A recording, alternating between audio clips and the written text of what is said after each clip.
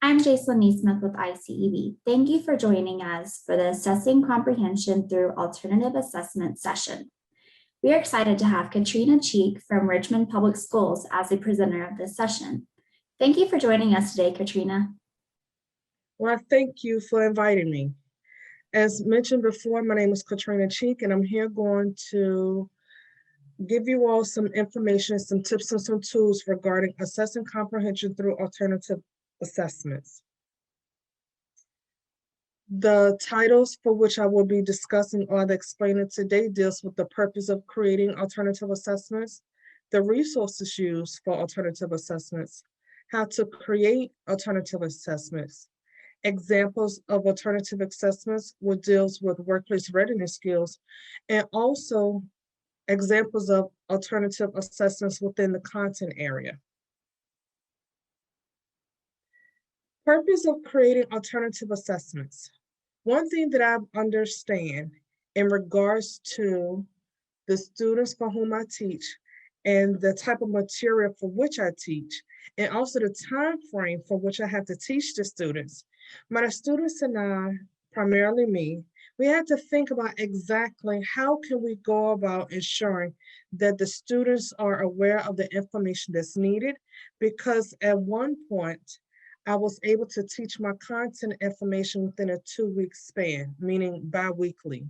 Now I've had the opportunity to actually teach my students on a faster pace, for which now I'm teaching the information on a weekly basis.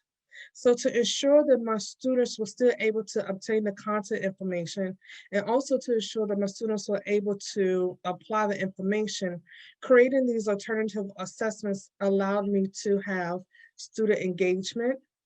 My students and I were also able to build on content. We were also able to organize content in a study guide format, and we were also able to apply key concepts to real-world simulations. As being a CTE teacher and teaching virtually, having student engagement was extremely important within our sessions, because if we were in a normal classroom, then we would have the opportunity to actually see each other face to face. However, being virtually and also with me creating these assessments, my students' engagement truly increased because they were able to interact with each other and also bounce off ideas with each other. Building on the content from the beginning of the week to the end of the week.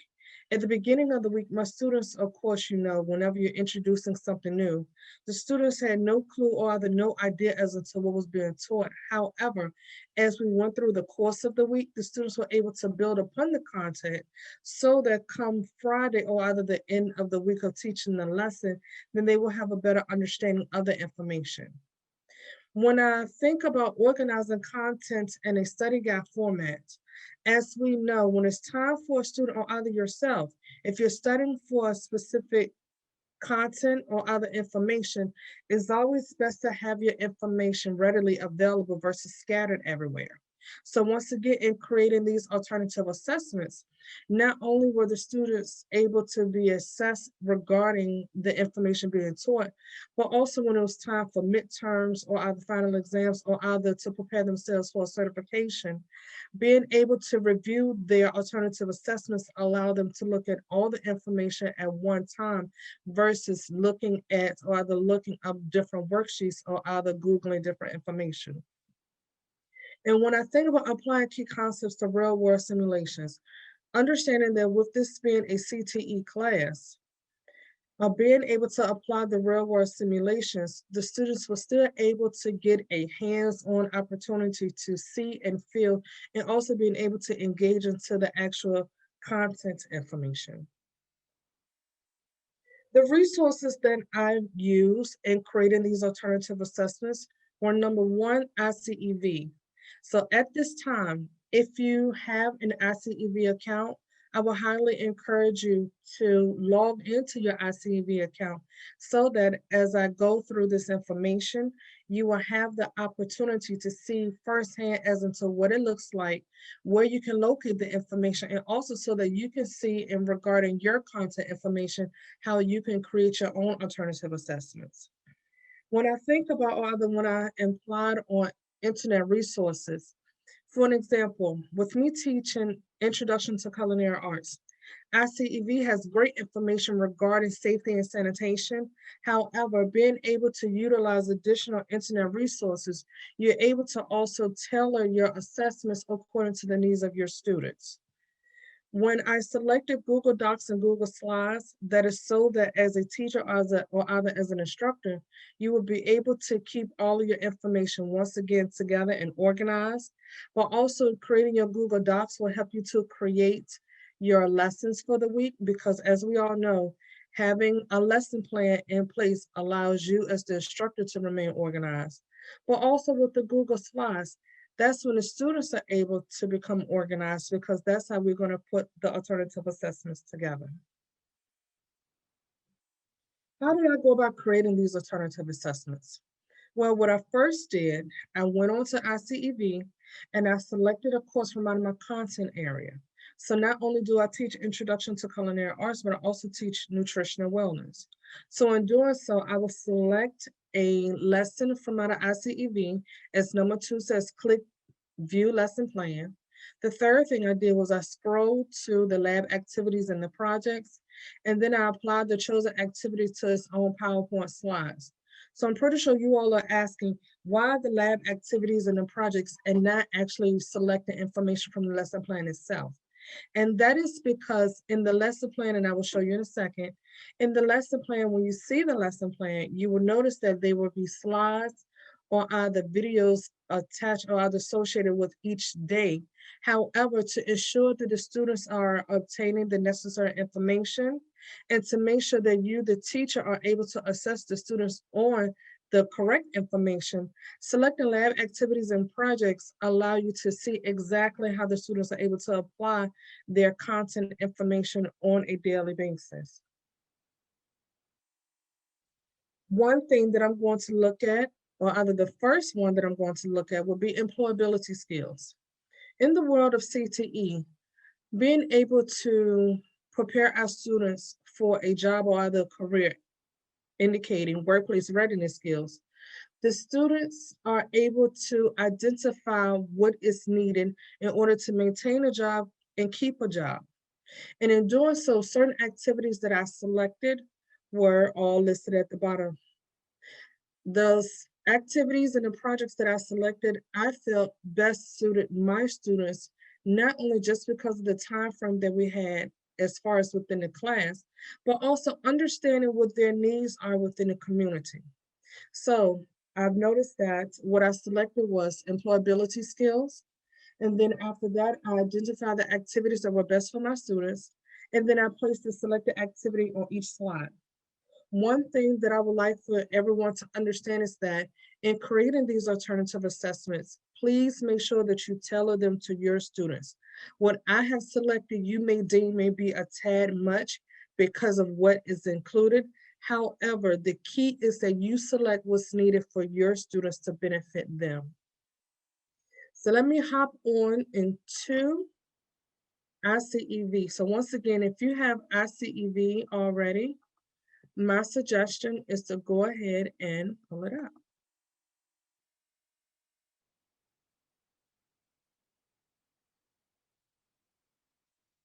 So ICEV, employability skills. As I mentioned before, you will need to select a course that you're interested in. What I did was workplace readiness, and I selected on employability skills. So as I mentioned before, I clicked on view lesson plan. And from there, looking at the lesson plan, you are able to identify exactly what's needed. Each day has its own lesson, meaning with slides or other videos associated with it, and also activities.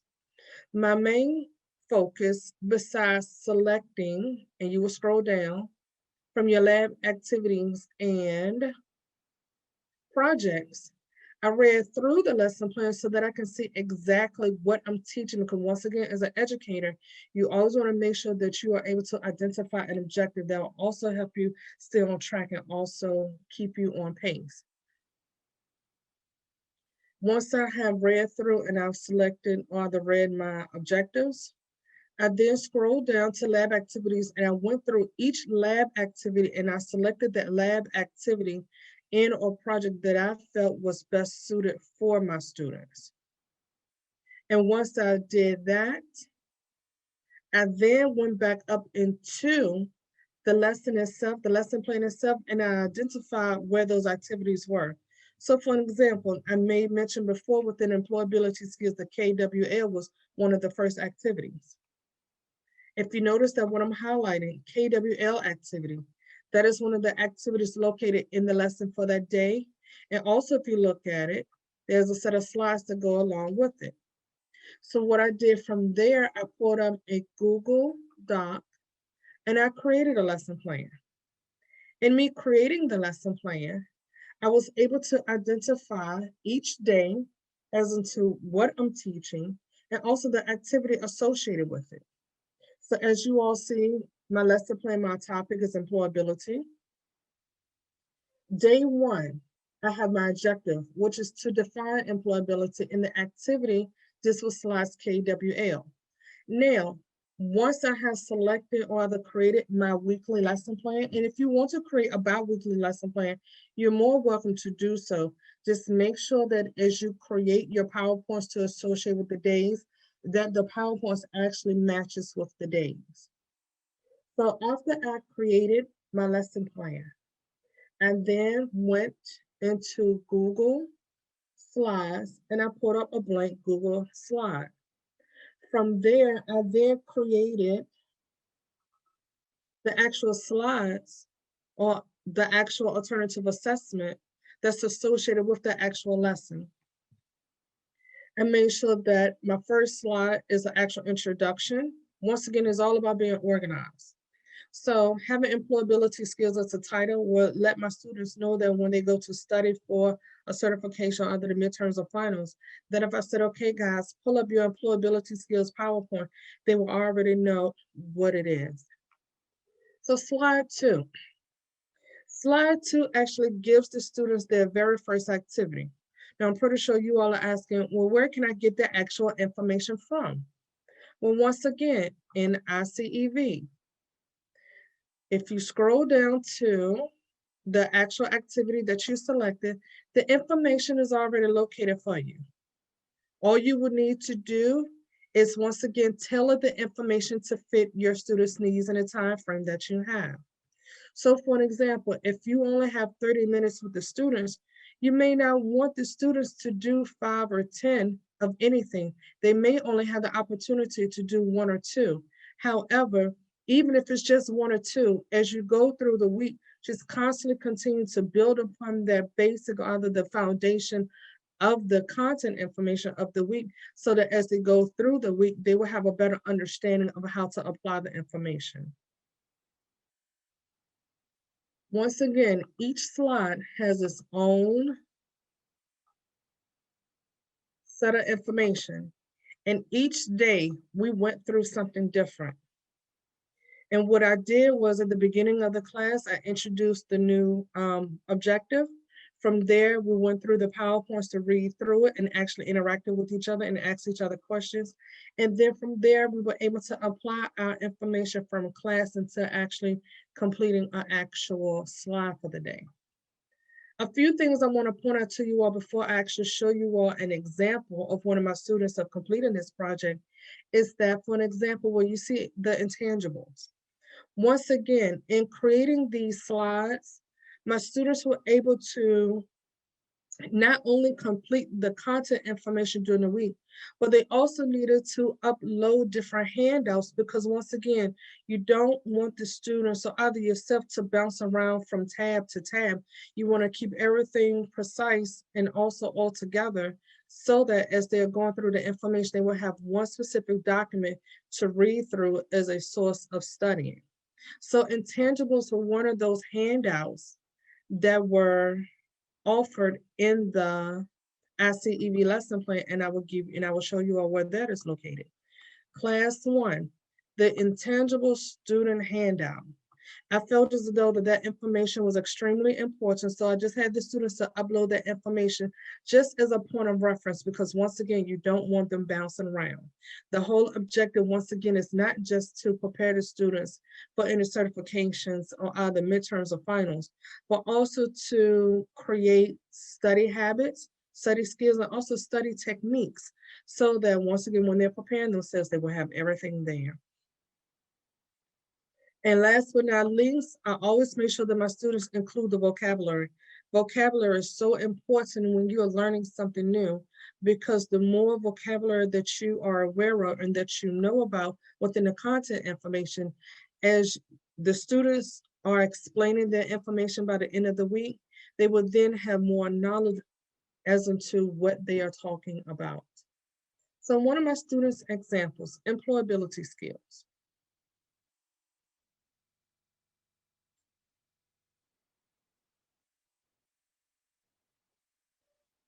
This is just a run through as into what my students created. Now, one thing that I've had my students to do was to copy and create their own Google Slides, exactly what I have from my original, but then they were encouraged to create their own as far as introducing their own personality. This particular student added graphics, which was great. She added a different color within her background, but mostly she deleted all of my instructions.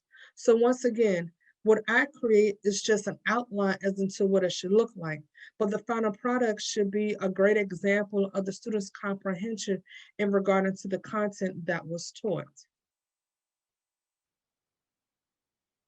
So as the student goes to study for her workplace readiness skills assessment or other certification, she will have all of the necessary information in one PowerPoint, as you all can see,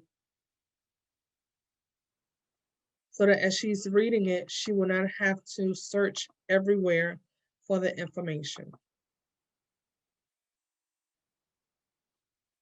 Now, something else I would like to show you all is from employability skills. I then went into sanitation and safety. One thing as far as being a introduction to culinary arts teacher, safety and sanitation is so important. So I've gone from introducing a content information that's beneficial for everybody. But when you start getting into the core of your information or the core of your content, this is where you may need to interject or also add in additional resources, as I mentioned before.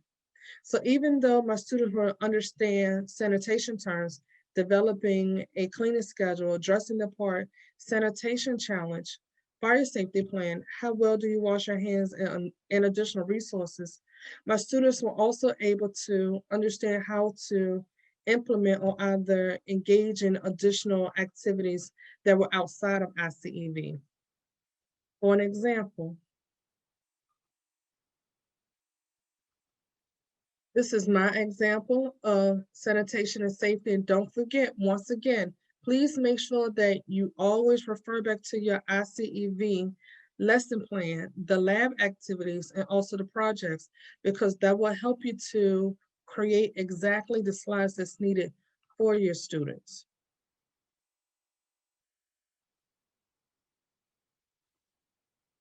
And within the resources, as I may mention before, that you may need to add additional other internet resources. This is one of those activities where I added additional resources. For an example, how well do you wash your hands? Even though ICEV offers great information regarding safety and sanitation, but also understanding the importance of washing your hands, I felt as though adding this particular resource would give my students that additional information that's needed. So once again, you can tailor your PowerPoints to fit the needs of your students. And I will show you all an example of my students' project.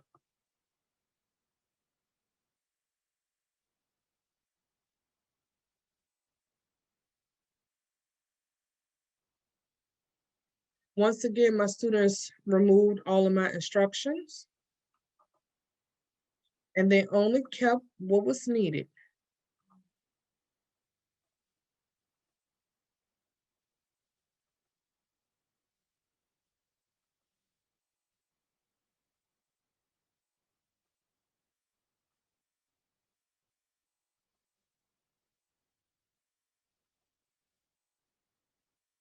So when we talk about the additional resource, how well do you wash your hand?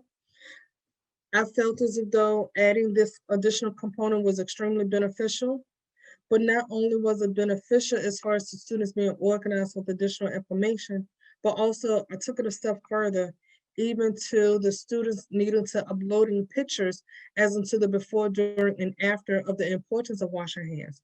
So once again, and I cannot stress it enough, make sure you tailor these assessments to fit the needs of your students and also to what is needed from the community as well.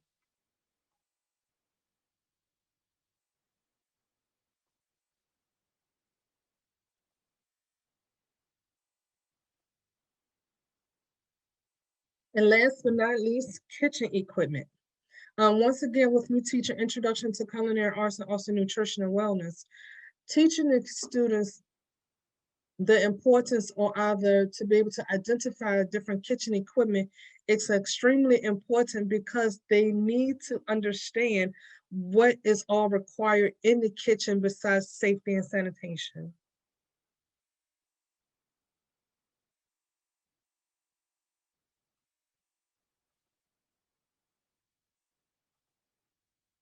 So here is my example.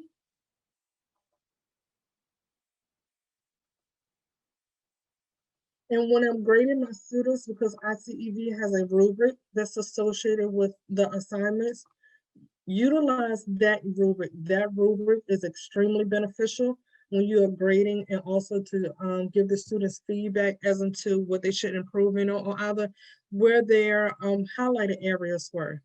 The rubric also helps guide you, meaning the teacher or either the instructor, as into what to really look for. For me, I believe in adding as many graphics or pictures as possible. It's extremely beneficial than just than just words, because it's one thing to read the words, but to be able to see a picture and to understand what the words are meaning is somewhat brings the information just a tad bit more to life.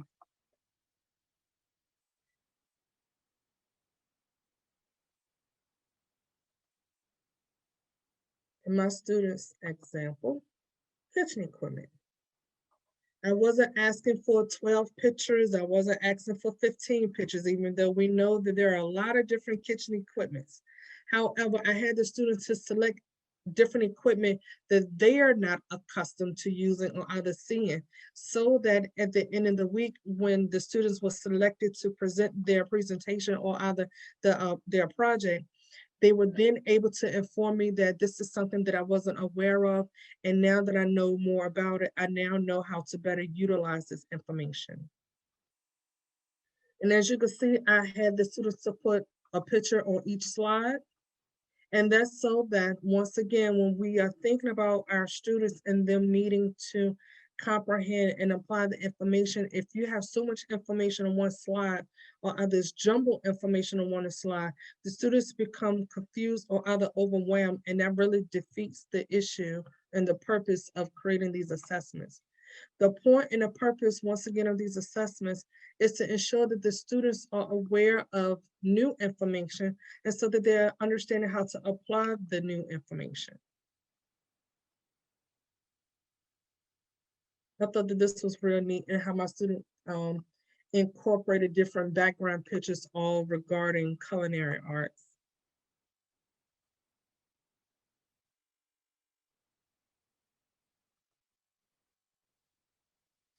All right, well, I appreciate everyone and their time and their energy.